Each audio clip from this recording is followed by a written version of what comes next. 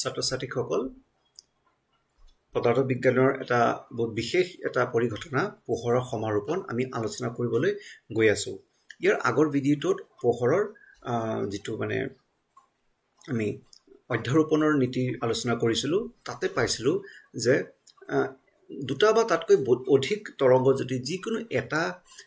বিন্দুত ক্ৰিয়া কৰে তেতিয়া হলে তাৰ তাৎক্ষণিক হৰণ হ'ব y = y1 + y2 + y3 +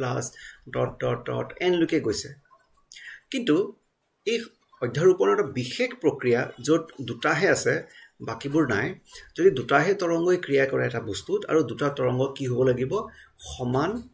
কম্পনাঙ্কৰ হ'ব লাগিব আৰু দুটা দশা সংবন্ধ হ'ব লাগিব আৰু প্ৰত্যেকই একে ৰঙৰ হ'ব লাগিব যদি এইবোৰ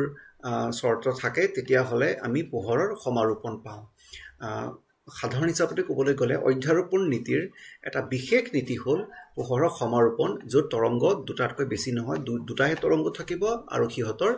বিশেষ কিছুমান কথা থাকিব যে ইহঁতৰ তৰংগ দৈৰ্ঘ্য বা কম্পনাঙ্ক একে হ'ব লাগিব আৰু দ্বিতীয়তে ইহঁত দশা সংবন্ধ হ'ব লাগিব যেতিয়া দুটা দশা সংবন্ধ উৎসৰ পৰা অহা পোহৰৰ তৰংগ অধ্যাৰোপণ হয় তেতিয়া সেই অঞ্চলত ৰখা পৰ্দাত পোহৰৰ তীব্ৰতা উজ্জ্বল আৰু অনুজ্জ্বল পোহৰৰ প্ৰতি হিচাপতে পালপাতি ভিন্ন হয় এই পৰিঘটনা হৈছে পোহৰৰ সমাৰোপণ তলত এটা চিত্ৰ দেখা হৈছে ইয়াতে দুটা আমি উৎস লৈছো S1 আৰু S2 ইয়াৰ পৰা তৰংগবোৰ গৈ এটা পৰ্দা ৰখা হৈছে পৰ্দাত কিছুমান ঠাইত অন্ধকাৰ হ'ব কিছুমান জায়গাত অনুজ্জ্বল হ'ব উজ্জ্বল অনুজ্জ্বল উজ্জ্বল অনুজ্জ্বল তেনেকুৱা প্ৰতি হিচাপতে আমি এটা বৰ্ণালী ধৰণে পাম আৰু এই পৰিঘটনাটো হৈছে পোহৰৰ সমাৰোপণ তেতিয়া হলে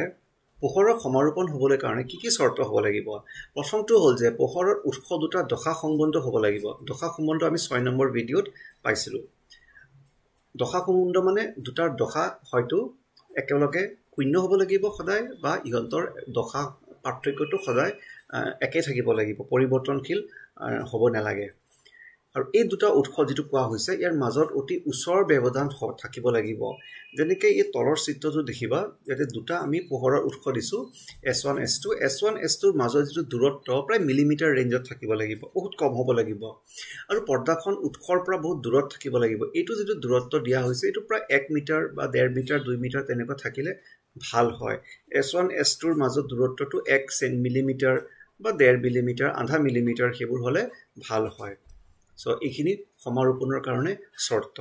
আৰু সমাৰোপণ কিতে নহব যদি পোহৰ একৰঙী নহয় তুমি যেনেকৈ ধৰিলো আমি বগা পোহৰ ব্যৱহাৰ কৰিছো বা এটা যদি হালধীয়া এটা নীলা ৰং ব্যৱহাৰ কৰিছো তেতিয়া হলে এই অধ্যাৰোপণৰ যেটো মানে প্ৰতিবোৰ হেতু ইয়াত দেখা নাপাবা